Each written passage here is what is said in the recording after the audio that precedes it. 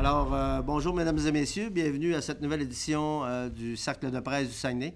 Alors, ce matin, on est présentement au pavillon des humanités de l'UQAC, au salon André Desgagnés, changement de décor.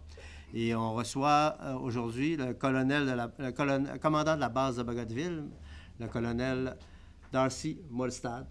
Alors, bienvenue, M. Molstad. Merci beaucoup, Denis.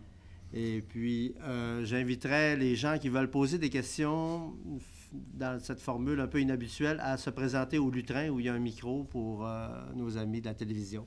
Alors, comme c'est notre habitude, notre invité va prendre la parole pendant quelques minutes et puis ce sera des questions aux journalistes. Alors, allez-y, mon colonel. Merci beaucoup, Denis. Alors, bonjour, mesdames et messieurs. Ça me fait plaisir d'être ici aujourd'hui afin de vous adresser la parole et de répondre à vos questions. Alors, j'ai eu le privilège de donner une conférence à la FUQAC il y a 2 semaines par rapport aux activités de la base et les avantages de l'avoir dans cette belle région. Donc, pour moi, aujourd'hui, représente une autre occasion d'expliquer qu'est-ce que la base fait pour les gens de la région du Saguenay-Lac-Saint-Jean et pour le Canada. Normalement, quand je donne les conférences, c'est moi qui détermine le plan de vol. Mais à part de mes mots d'ouverture, le décollage, si vous voulez, il sera vous qui détermine le plan de vol de notre conversation et notre interaction aujourd'hui. Alors, je vous demande, par contre, de ne pas poser trop de questions politiques, car ce genre de questionnement nuit à la navigabilité d'un appareil militaire, autrement dit, la carrière du commandant de la base. Alors, vous le savez, j'ai pris le commandant de la 3e escadre et la base des Forces canadiennes de Bagotville le 17 juillet 2015. C'est ma 3e affectation à Bagotville. Et malgré le fait que je vienne de l'Ouest, toute ma famille est très contente d'être de retour. Je vais avoir toujours quelques racines implantées dans cette région car mes 2 enfants sont nés à Chicoutimi et j'ai passé la plupart de ma carrière ici.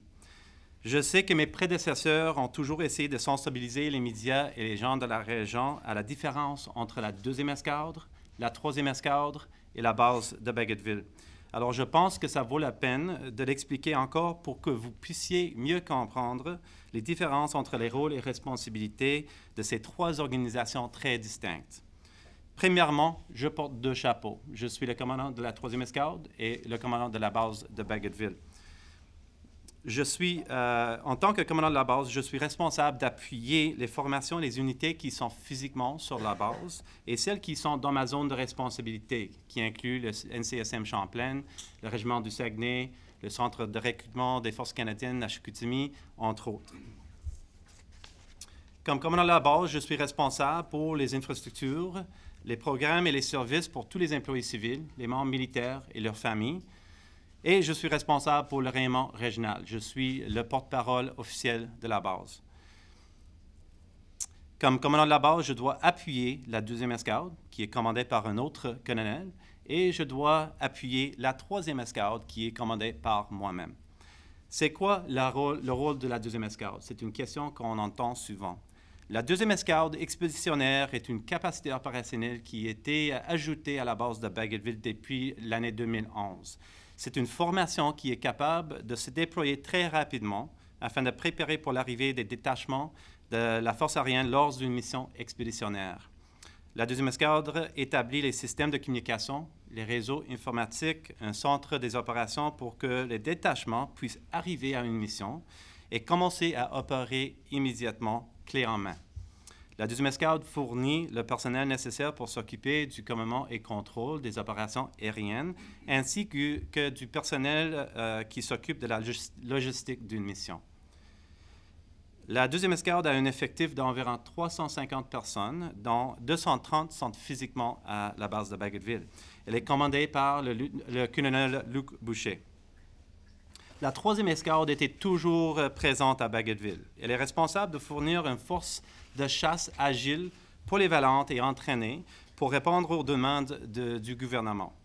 La capacité opérationnelle de la 3e escadre inclut les CF-18, les 2 escadrons de chasse, le 425 et le 433, un radar tactique déployable avec les contrôleurs tactiques et tous les éléments de soutien qui viennent avec ça, qui s'appelle le 12e escadron de radar, et les hélicoptères de l'escadron 439, les hélicoptères jaunes qui font les missions de recherche et sauvetage.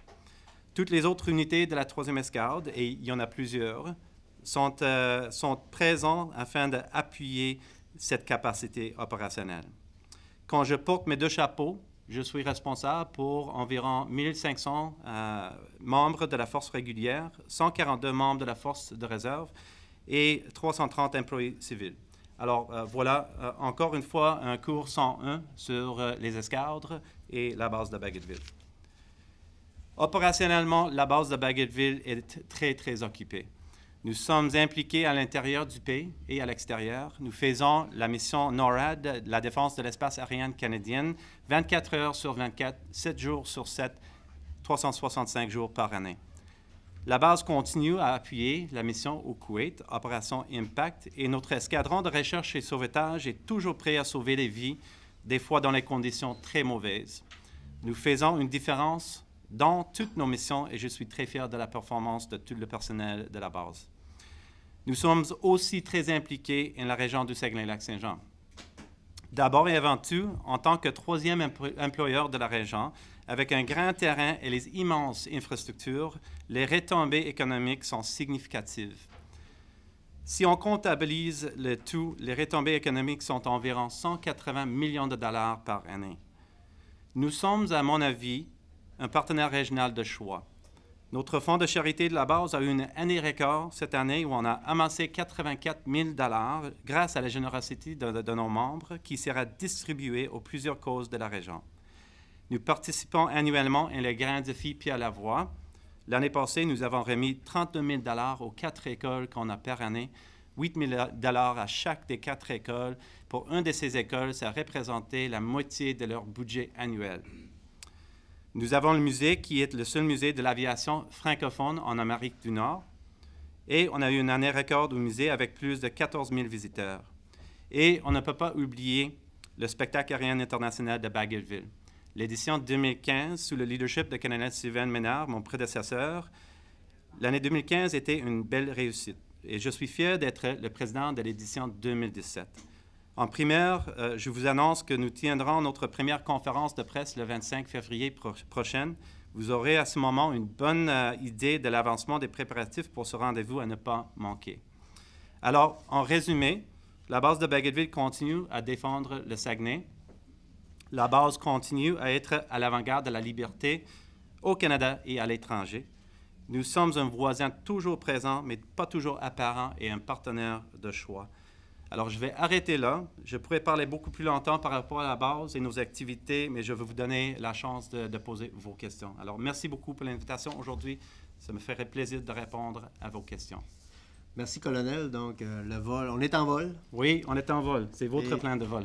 Et puis, j'invite mes collègues journalistes. On ne se fera pas comme la méthode habituelle. Je vous invite à vous présenter au lutrin de l'UQAC pour poser vos questions. Donc, je ne prendrai pas nécessairement un ordre, à moins que... J'avais M. Louis Martineau de TVA qui a la parole.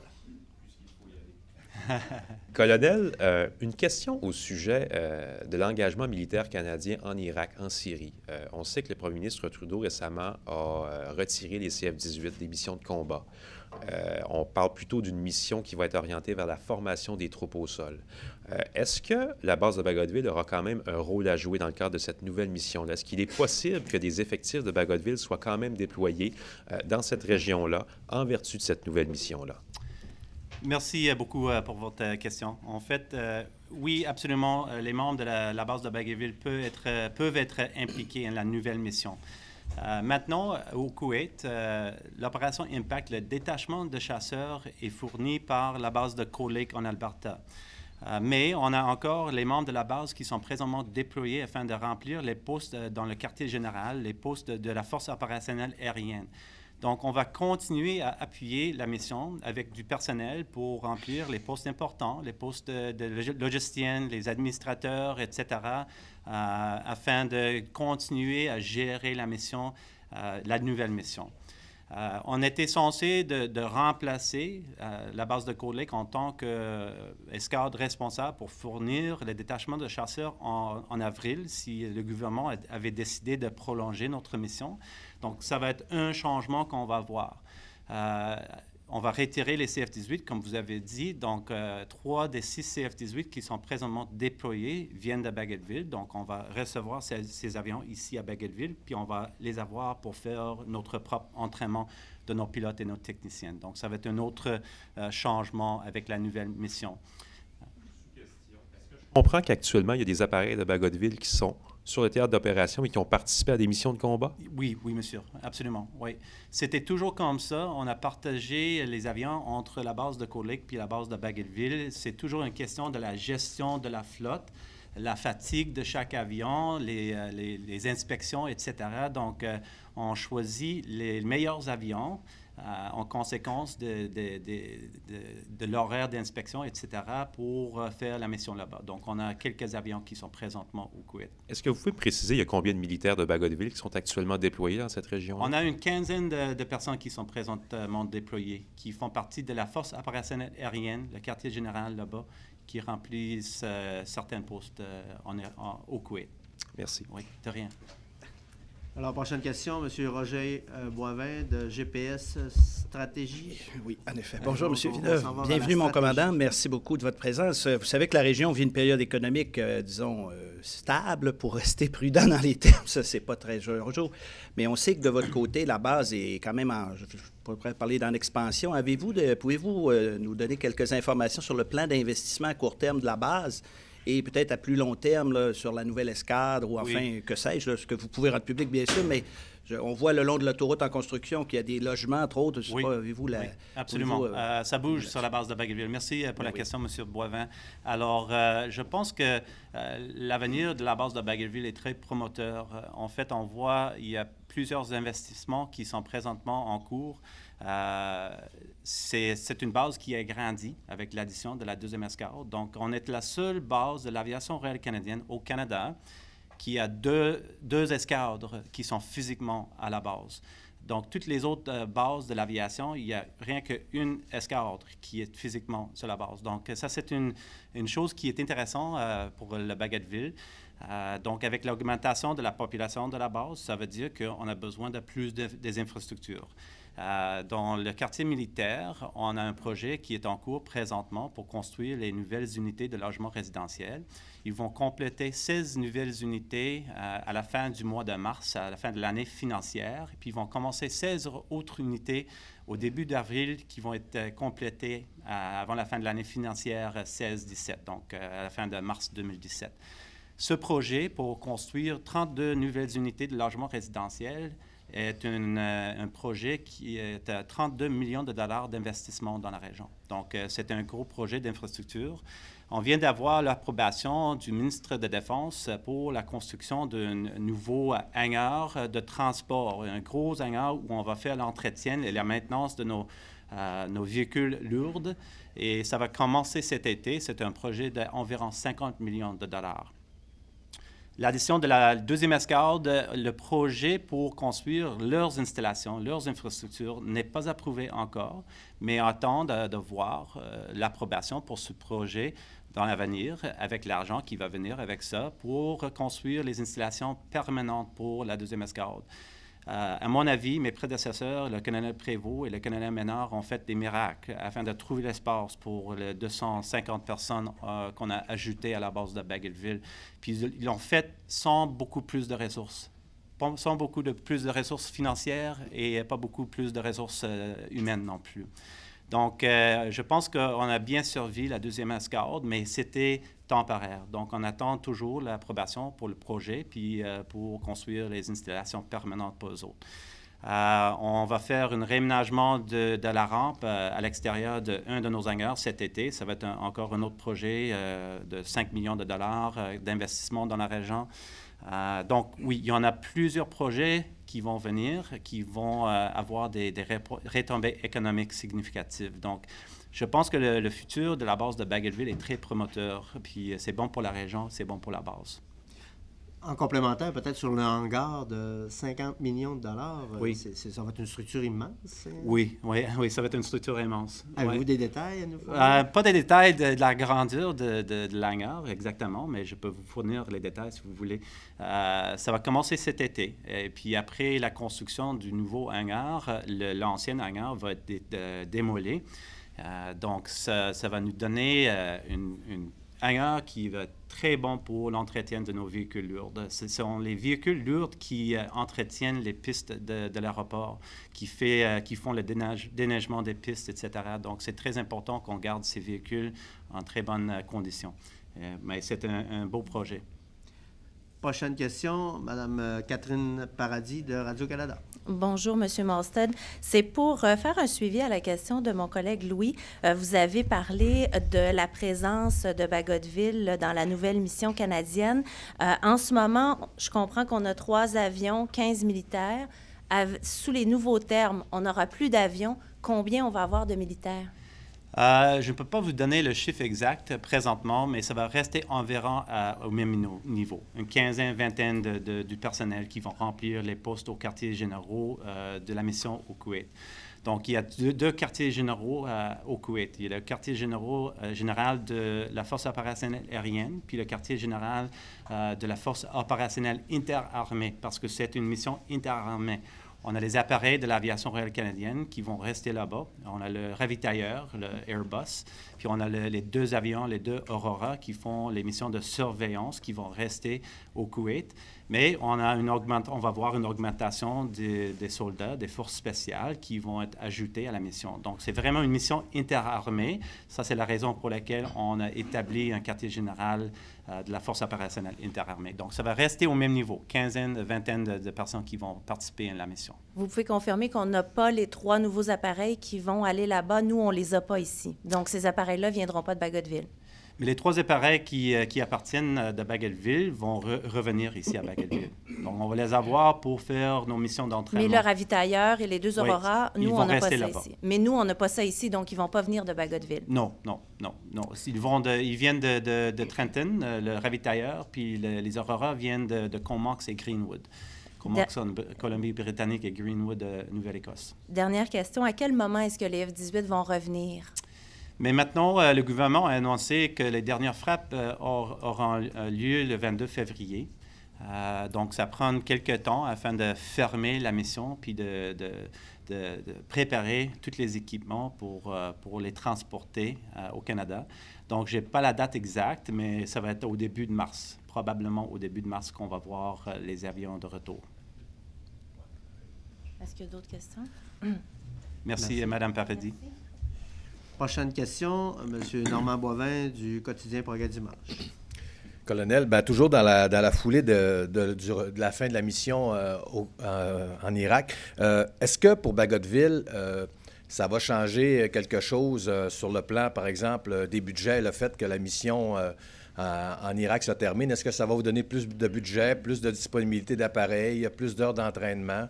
Parce qu'on sait que les F-18 ont quand même une durée de vie limitée. Là. Est-ce que ça va vous aider, ça?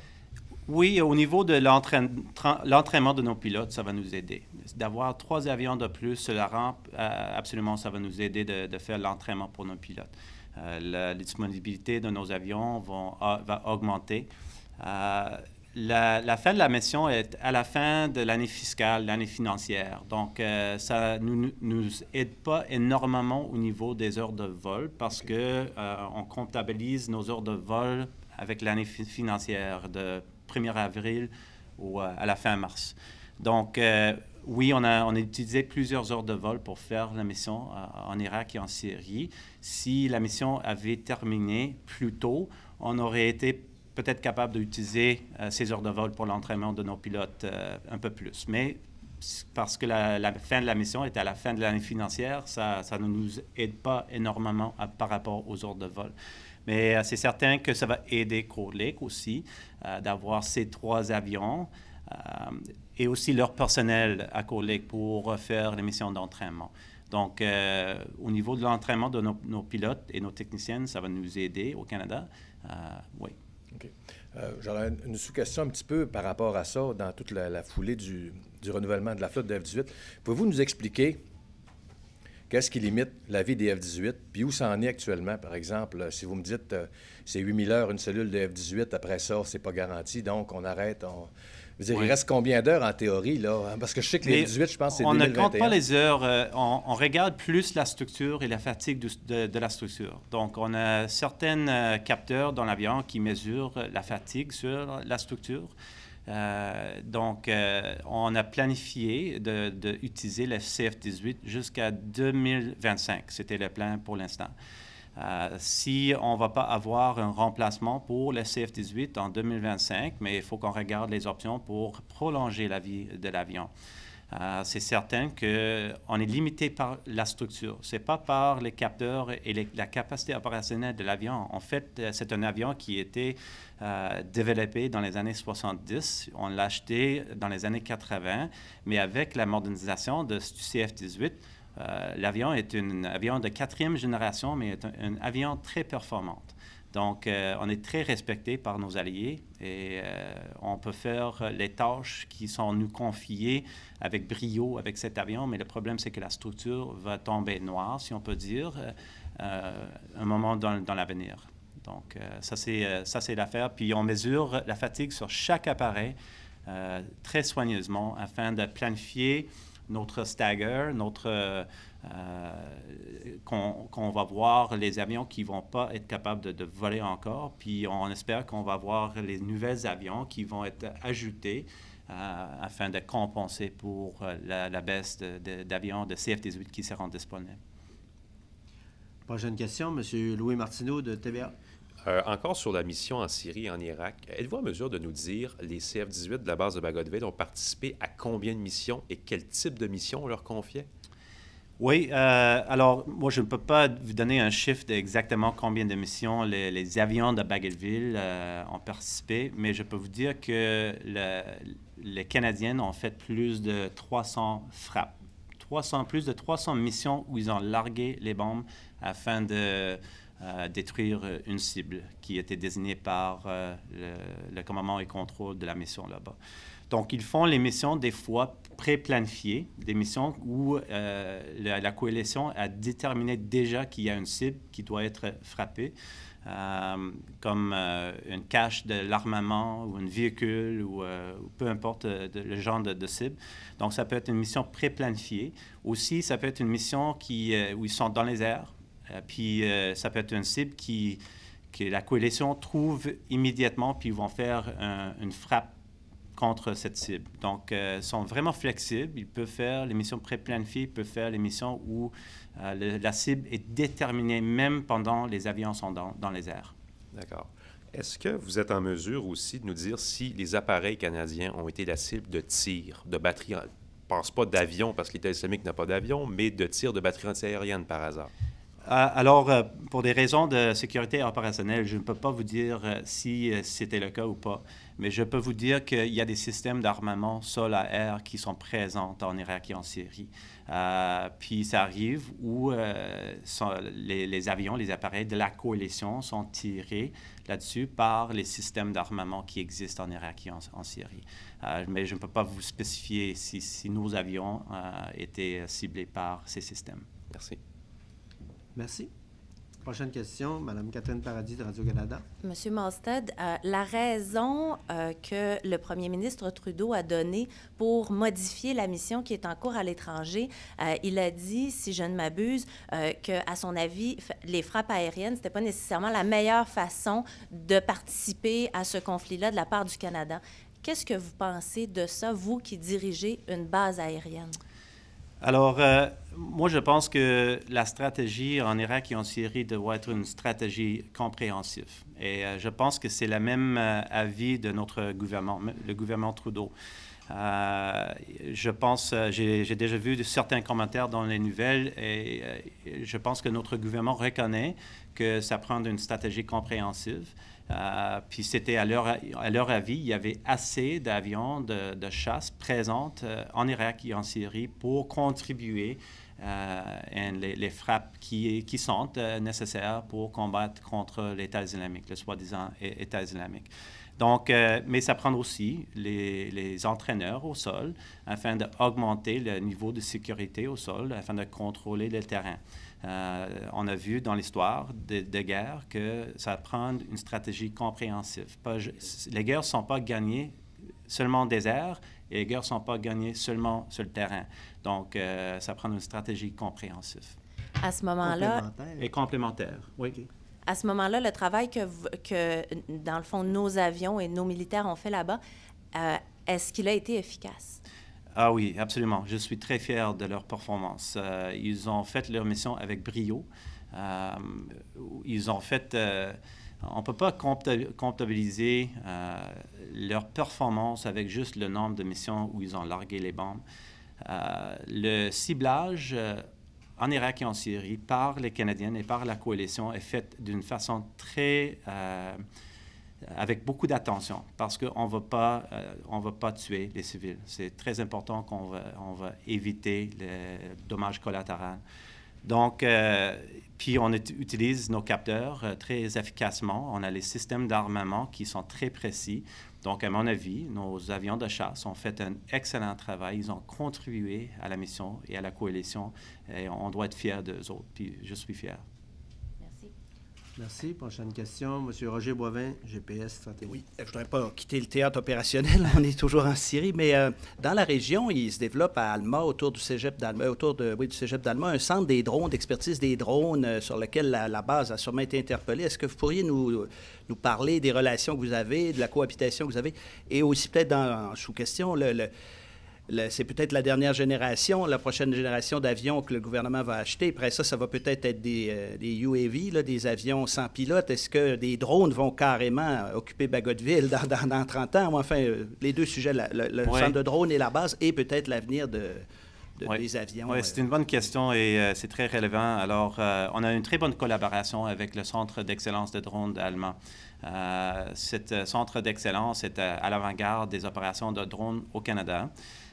Notre collaboration est qu'on leur a donné un peu de notre espace aérien, puis c'était pas un cadeau, on n'a pas donné l'espace aérien, mais on partage l'espace aérien, puis c'est coordonné pour qu'ils puissent faire leurs opérations d'une façon sécuritaire. Donc, ça, c'est notre relation avec le Centre d'excellence de drones allemand. C'est une collaboration afin de leur permettre de faire leurs opérations, de développer la technologie civile, parce que c'est un centre civil, bien entendu. Puis aussi, vous avez raison, la prochaine génération, on va voir une augmentation de l'utilisation des drones. Absolument. Ce n'est pas le futur, c'est le présent. En fait, c'est le présent. On voit une augmentation des drones dans les théâtres de guerre. Puis les drones sont très utiles. Ils peuvent rester dans les airs très longtemps. Ils peuvent avoir les capteurs sur une cible ou sur un endroit très longtemps. Donc, c'est une capacité opérationnelle qui est très nécessaire, très importante. C'est quoi l'avenir pour les drones ici à Bagotville? On ne sait pas encore. Le Canada et Ottawa, les Forces armées canadiennes, commencent à regarder les options pour acheter un drone, pour avoir un drone au sein de l'aviation royale canadienne. On ne sait pas quel drone qu'ils vont acheter. C'est juste au début du projet. Mais Bagotville va être une base qui va être fortement considérée pour opérer les drones. Ce n'est pas un fait accompli qu'on va avoir les drones ici à Bagotville, mais à mon avis, c'est une base qui est bien placée stratégiquement pour accueillir les drones. On a l'expérience avec nos armuriers avec l'armement. On est habitué à opérer avec l'armement, avec nos CF-18. Si on va acheter un drone qui va être armé, ça va être un bon lien avec ça. Mais ça, c'est une base qui va être considérée. Il y a d'autres bases qui vont être considérées pour accueillir les drones, mais ça va être déterminé par Ottawa, par le gouvernement, avec l'avis de l'aviation royale canadienne, où on peut mettre les drones pour avoir la capacité opérationnelle dont on a besoin d'avoir, pour les missions qu'on va confier aux drones aussi. Donc, plus à suivre, mais je pense que Bagotville est bien placé et va être considéré fortement. Merci. Prochaine question, Mme Julie Bergeron de Rouge FM. Voilà. J'aimerais savoir de quelle façon le Canada prend la décision de s'impliquer ou non dans les conflits internationaux. Parce que là, on blâme parfois Justin Trudeau de dire, bon, il a enlevé nos F-18, on ne fait pas la bonne chose. C'est sûrement pas lui qui a décidé ça à un moment donné chez lui. Là. Comment on procède pour prendre une décision? Est-ce qu'il y a un comité? Est-ce que... Oui, alors... je suis au niveau tactique et opérationnel, donc je ne peux pas vous dire exactement comment c'est fait au niveau politique, au niveau de notre premier ministre. Mais je peux vous dire que c'est certain que M. Trudeau avait des rencontres avec les autres présidents et premiers ministres de la coalition. Puis c'est clair que notre ministre de Défense avait des rencontres afin de discuter les options pour le Canada. Ils ont reçu certainement l'avis du chef de l'État-major de la Défense, qui est le conseiller principal à notre gouvernement par rapport aux affaires militaires. Donc, il regarde quelles contributions que le Canada peut fournir, qui peuvent aider dans la mission et la stratégie. Donc, c'est une décision qui est faite au niveau politique et au niveau stratégique. Donc, ils regardent tout ça, puis ils vont décider quoi faire et on est là pour soutenir notre gouvernement. On est un instrument de pouvoir pour notre gouvernement, puis on est là afin de servir la volonté du gouvernement en pouvoir. Merci. Prochaine question, Louis Martineau, TVA. Une petite précision sur la présence des F-18 de Bagotville en Syrie et en Irak. Est-ce que vous pouvez nous dire depuis quand les F-18 de Bagotville ont joint cette mission? Oui, mais la mission a commencé à débuter au mois d'octobre-novembre 2014. C'était la base de Cold Lake qui a commencé la mission, mais on a envoyé quelques avions de Bagotville pour contribuer à la mission, puis aussi quelques pilotes, quelques personnels. Donc, pour nous autres, ça a commencé au mois d'octobre-novembre 2014, mais on a pris la relève avec notre détachement de chasseurs qui venait de Bagotville au mois d'avril 2015. Puis on a fait 6 mois en tant que détachement de chasseurs là-bas. Puis on vient de revenir au mois d'octobre-novembre cette année, puis c'était Cold Lake qui a pris la relève de nous autres pour la rotation 2. On utilise les rotations. La première rotation est toujours appelée rotation 0. La rotation 1 était Bagotville qui a fourni le détachement de chasseurs. Rotation 2 était Cold Lake. Puis s'il y avait été une rotation 3, ça aurait été Bagotville qui aurait fourni le détachement de chasseurs pour la rotation 3. Une question dans un tout autre registre. Il y a beaucoup été question ces dernières années des cas d'agression sexuelle dans les Forces armées canadiennes, de la façon dont l'État-major, les officiers géraient ces cas-là. Ouais. Pouvez-vous nous dire si à Bagotville, il y a eu des cas d'agression sexuelle dans le passé et de quelle façon on s'y prend pour traiter ces cas-là? Oui, je ne peux pas vous dire s'il y avait des cas de harcèlement sexuel avant mon mandat. Je peux vous dire qu'on n'avait pas des cas de harcèlement sexuel depuis le début de mon mandat.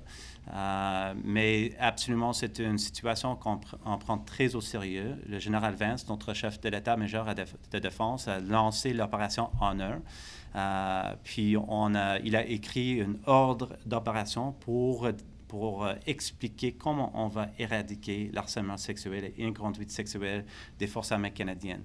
Puis moi, en tant que commandant de la base, moi, j'ai écrit un ordre d'opération de Op Honor pour mes unités de la base et la 3e escadre aussi. Et j'ai exigé à mes commandants des unités et les chefs de division d'écrire leur propre ordre d'opération afin d'expliquer clairement comment ils vont éradiquer l'harcèlement sexuel au sein de leurs unités. Donc, comme vous le savez, on a établi le centre d'intervention sur l'inconduite sexuelle qui était mis sur pied, qui est fonctionnel. Ça, c'est une étape qui était nécessaire pour donner l'accueil ou le soutien aux victimes. Puis c'est certain qu'on prend ça très au sérieux. Puis même s'il y a un cas de harcèlement sexuel, c'est un cas de trop, à mon avis. Notre objectif doit être et doit rester d'être à 0 cas de harcèlement sexuel au sein des Forces armées canadiennes. Merci. Merci. Merci. Colonel Mostad, j'ai une question à me poser concernant peut-être vos collègues à Cold Lake. Je me suis fait dire qu'avec la baisse des prix du pétrole, beaucoup de gens des Forces armées à Cold Lake, des militaires qui se doivent d'avoir des 2 ou 3 occupations en dehors de leur vie militaire parce qu'il y a eu un problème d'effondrement des prix du pétrole, baisse des valeurs des maisons là-bas. Ouais. Est-ce que c'est un sujet de préoccupation pour vos militaires ici oui, à absolument, Bagotville? absolument. Mais pour les militaires ici à Bagotville, c'est une préoccupation parce que oui, ils s'inquiètent parce que ça arrive souvent où on va muter les gens de Bagotville à Cold Lake. Mais maintenant, le marché est un marché d'acheteurs pour les maisons à Cold Lake, malheureusement. Malheureusement pour moi, parce que j'ai encore une maison à Cold Lake. Alors, travaillez pas dans les bars. Mais chanceux pour moi, j'ai une locataire qui est là-dedans. Mais les prix des maisons ont baissé beaucoup à cause du prix de pétrole, puis le fait qu'ils ont arrêté de faire certains projets de pétrole dans la région. Le coût des maisons était très élevé avant ça. Donc, c'était très difficile pour les jeunes soldats, les caporaux, les sergents même d'acheter les maisons. Donc, c'était inquiétant pour les membres, mais moi, j'ai passé 4 ans à Cold Lake dans ma carrière et j'ai adoré mon temps là-bas. Donc, oui, on voit que le prix de pétrole a baissé, mais ça va remonter un jour. Peut-être pas tout de suite, mais ça va remonter. Mais c'est clair que le coût de vie à Cold Lake est un peu élevé à cause de prix des maisons et prix des logements. Est-ce que du côté des Forces armées, il y a des mesures peut-être pour aider ces gens qui sont pris avec de lourdes dettes? Et oui, puis les membres qui travaillent à Cold Lake, ils reçoivent un certain montant d'argent afin de compenser pour le coût de vie.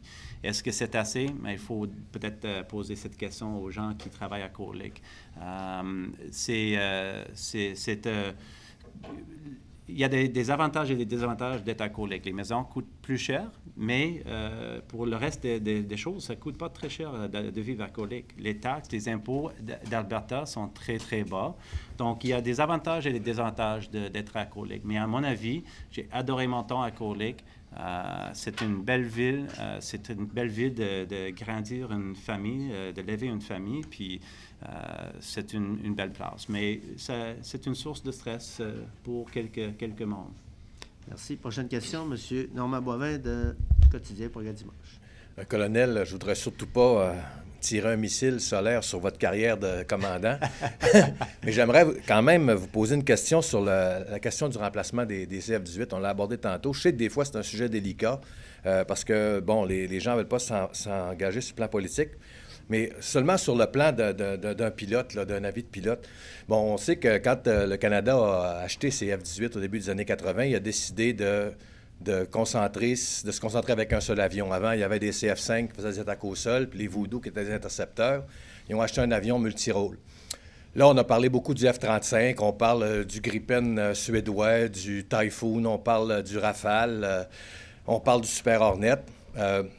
On parle toujours d'acheter seulement un avion. Puis c'est un peu le problème au Canada. On dit, si on achète le F-35, c'est un bon avion pour faire des attaques initiales quand il y a des défenses solaires, mais pour patrouiller le Canada avec un monomoteur, même si c'est plus fiable, c'est peut-être pas l'idéal, puis c'est peut-être pas nécessaire d'avoir un avion comme ça pour patrouiller l'Arctique quand on est sur le territoire canadien. Puis le F-35 coûte extrêmement cher.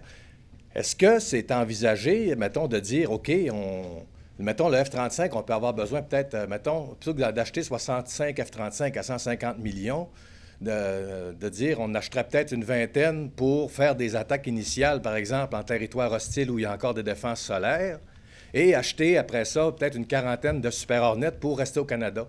Est-ce que c'est... Est-ce que c'est des options? Parce que les Super Hornet coûtent tellement moins cher, peut-être que ça pourrait être...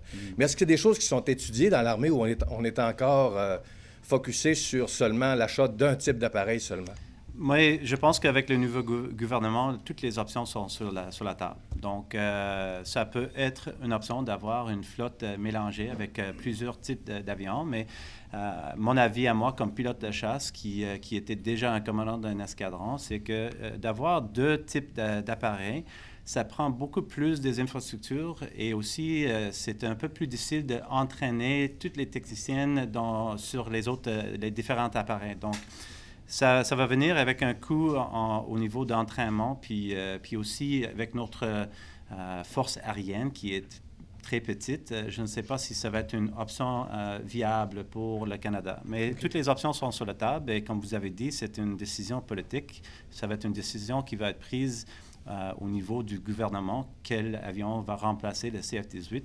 Et à mon avis, il faut déterminer, premièrement, c'est quoi les missions que le gouvernement veut qu'on fasse avec notre avion de chasse.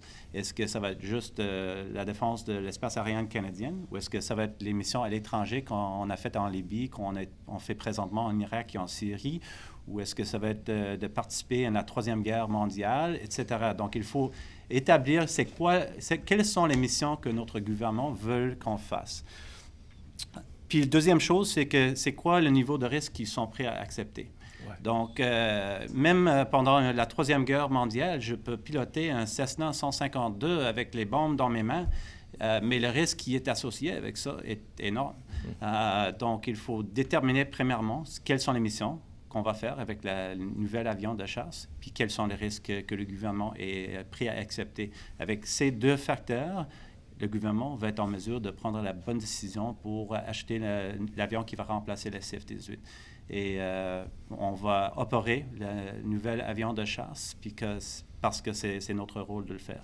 On va être content avec peu importe l'avion parce qu'avec une mission déterminée, les risques identifiés, ça va être notre responsabilité d'opérer le nouvel avion de chasse. Okay. Mais vos propos mettent en lumière la nécessité peut-être de redéfinir la politique de défense nationale. Qu'est-ce qu'on veut pour le Canada en termes d'intervention? Oui, ça peut faire partie des démarches nécessaires pour déterminer quel avion acheter. Donc, ça va être au gouvernement à décider s'ils vont faire une analyse de la stratégie canadienne en général. Qu'est-ce qu'on va faire avec nos forces armées canadiennes? Ça peut être une des choses qu'ils vont faire dans les prochains mois.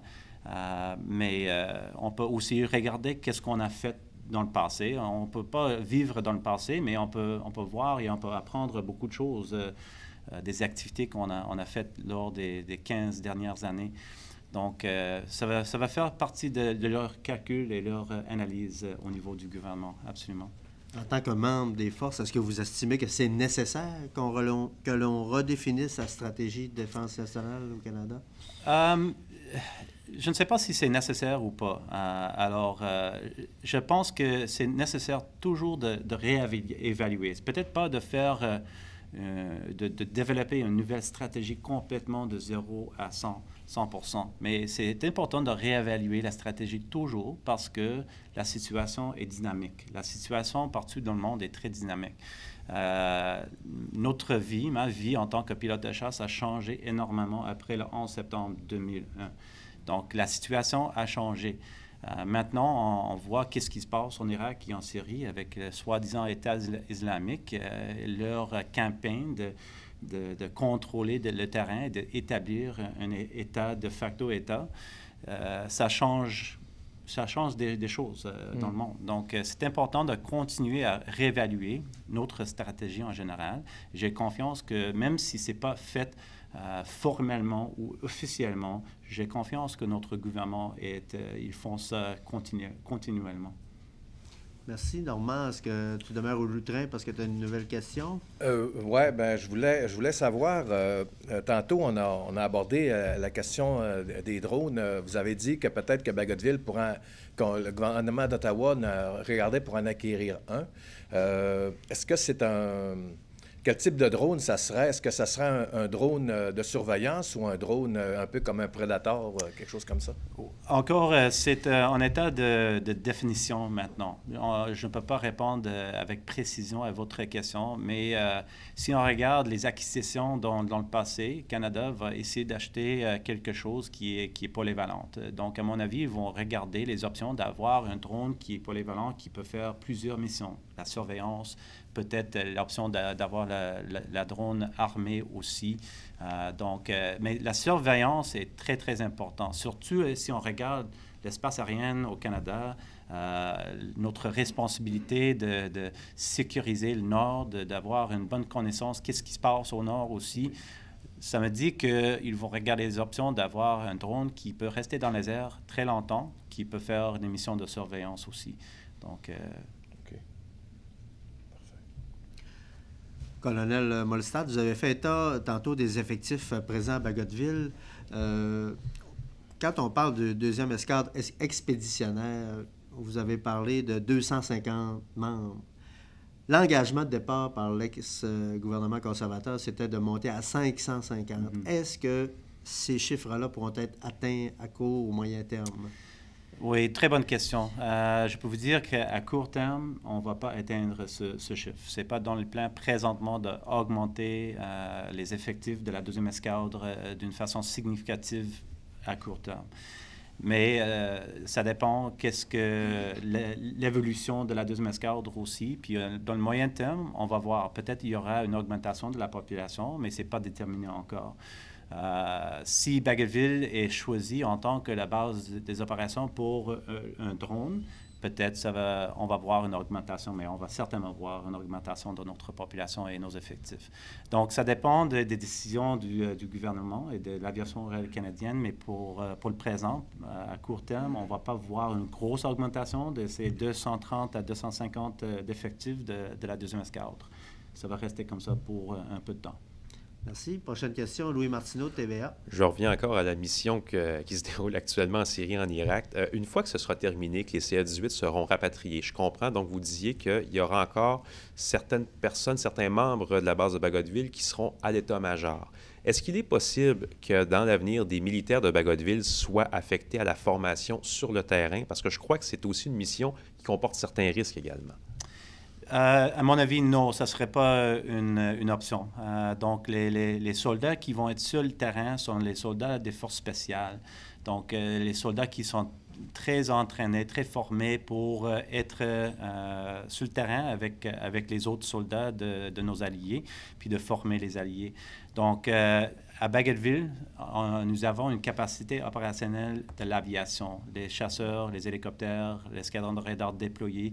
On n'a pas les soldats qui peuvent faire l'entraînement et la formation de nos alliés sur le terrain. Donc, ils vont rester dans les quartiers généraux, ils vont supporter la mission, ils vont remplir les postes de leadership, les dirigeants et aussi administrateurs, les logisticiens, etc. Donc, ça, c'est le rôle pour le Bagotville dans l'avenir dans cette mission. Merci. Prochaine question, Normand Boivin, Quotidien Progrès Dimanche. On va s'en aller sur un autre terrain. Concernant les travaux de l'autoroute 70 qui vont contourner maintenant la base de Bagotville, il y a quelques années, il y a eu un problème à Bagotville à cause de la zone d'alerte qui était, selon les normes, depuis le 11 septembre 2011, justement. 2001, les normes faisaient en sorte que la route régionale passait trop près de la zone d'alerte.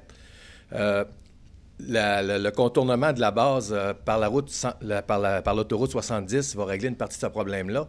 J'ai entendu dire par les gens du ministère des Transports que vous aviez la possibilité, sur l'ancienne route 170, lorsque l'autoroute sera terminée, que vous avez la possibilité d'installer une guérite pour contrôler la circulation sur la 170 à côté de la base. Un peu dans le fond comme Cold Lake, qui est vraiment séparé du village, là. Oui. Est-ce que c'est dans votre intention de faire ça? C'est pas dans notre plan de mettre une garite sur l'autoroute 170. Ça va être une autoroute qui va appartenir à la ville de Saguenay encore. Ça va être, oui, c'est clair que la nouvelle autoroute va... on va voir une baisse de la circulation sur l'autoroute 170. Ça ne change pas le fait que notre zone d'alerte n'est pas tout à fait en conformité avec les règlements. Donc, on a un plan d'investissement pour construire une nouvelle zone d'alerte dans l'avenir, peut-être dans le futur immédiat, mais peut-être dans les 5 à 10 prochaines années. On va essayer d'établir une nouvelle zone d'alerte à l'autre côté de la piste 29. Mais c'est certain que...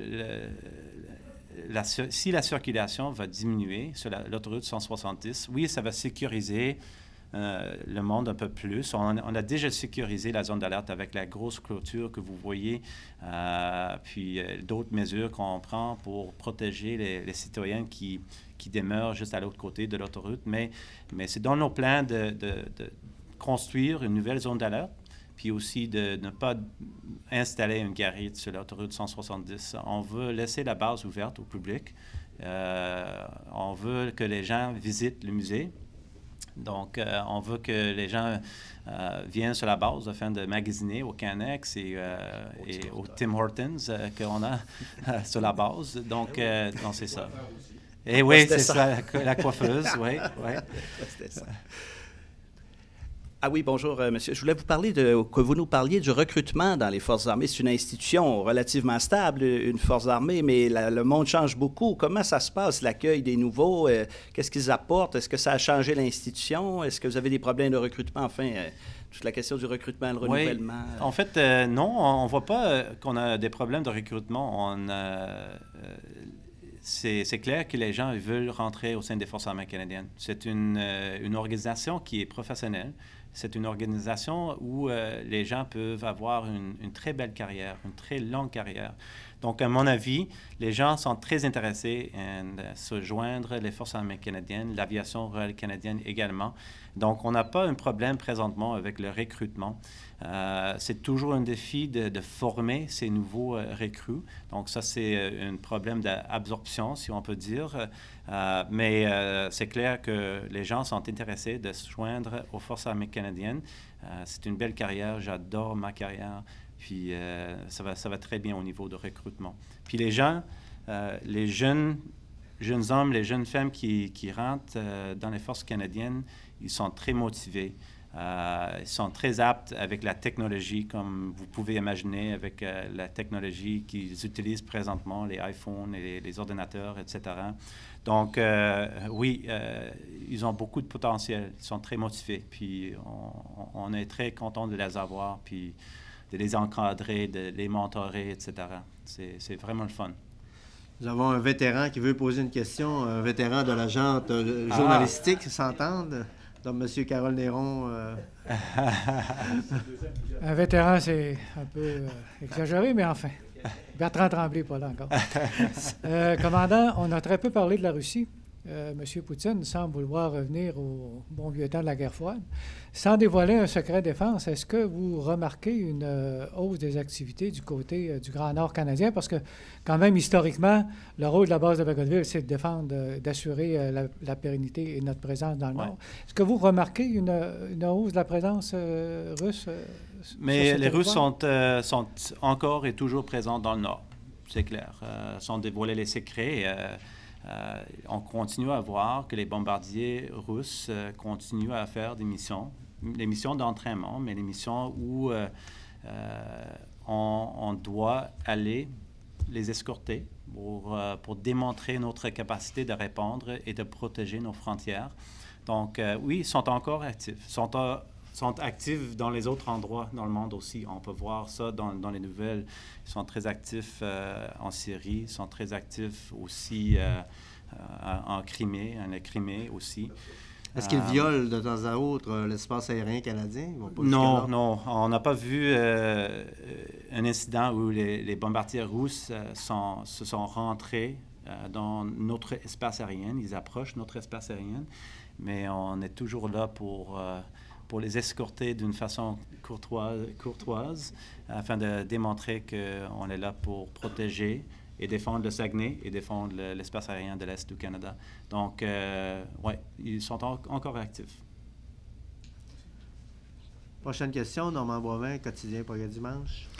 Bien, j'aurais une sous-question là-dessus par rapport à Carole. C'était pas ma question principale, mais je sais qu'il y a quelques années, ça arrivait souvent que Bagotville escortait des Bears. Puis il y a eu une accalmie à un moment donné quand l'URSS s'est effondré. Vous dites ça a recommencé ou c'est encore assez calme là-dessus, à ce niveau-là? Mais ça n'a pas changé beaucoup depuis que j'étais le commandant de l'escadron 425. J'étais le commandant de 425 de 2012 à 2014. Puis on voit que les activités des Russes, c'est pas mal le même niveau maintenant. Okay.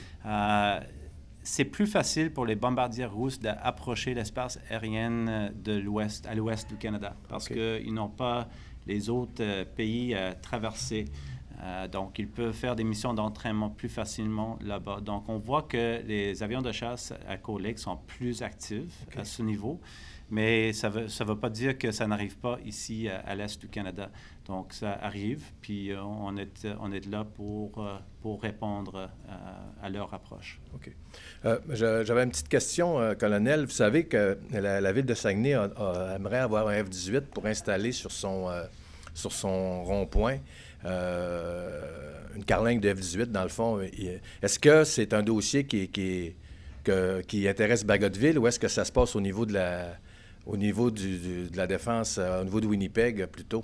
Mais si c'est un dossier qui intéresse la ville de Saguenay, c'est certain que ça va intéresser la base de Bagotville parce qu'on collabore d'une façon très, très bonne. Puis on est très content d'avoir cette bonne relation. Est-ce que je contrôle les anciennes carcasses des avions de CF-18? Non, je ne contrôle pas ces avions. Donc ça, c'est contrôlé à Ottawa. Donc, je ne peux pas vraiment influencer la capacité de la ville de Saguenay d'accueillir et de recevoir un avion, un ancien CF-18. C'est un dossier que je regarde aussi, là, puis je suis prêt à supporter la ville de Saguenay, mais je serai un peu limité avec mes pouvoirs, qu'est-ce que je peux faire. Mais c'est certain qu'on est très intéressé de garder cette très bonne relation. C'est une relation qui a des avantages pour nous. C'est une relation qui a des avantages pour la ville de Saguenay aussi. Alors, possiblement, la dernière question sera attribuée à Louis Martineau de TVA. Je reviens à la présence des bombardiers russes dans le Grand Nord.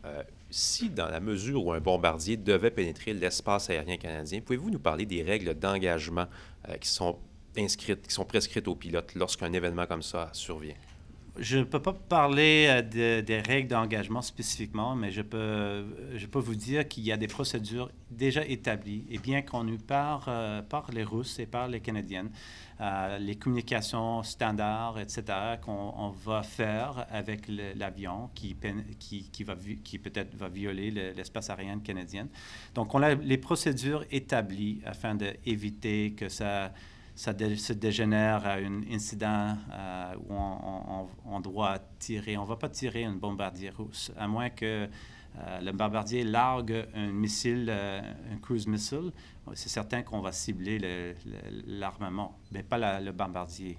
Donc, on a les procédures déjà établies. Puis, mais ça arrive jamais. Ça ne veut pas dire que ça ne va pas arriver, mais normalement, les Russes respectent nos frontières. Merci, colonel. Merci. Merci. Donc, c'est déjà la fin de ce cercle de presse. Colonel Molstad, on vous remercie de votre visite. Ça m'a fait plaisir. Merci beaucoup. J'espère que vous reviendrez. Merci. Ça me fait plaisir. Merci beaucoup pour toutes vos questions. Ah oui, c'est vrai. Merci.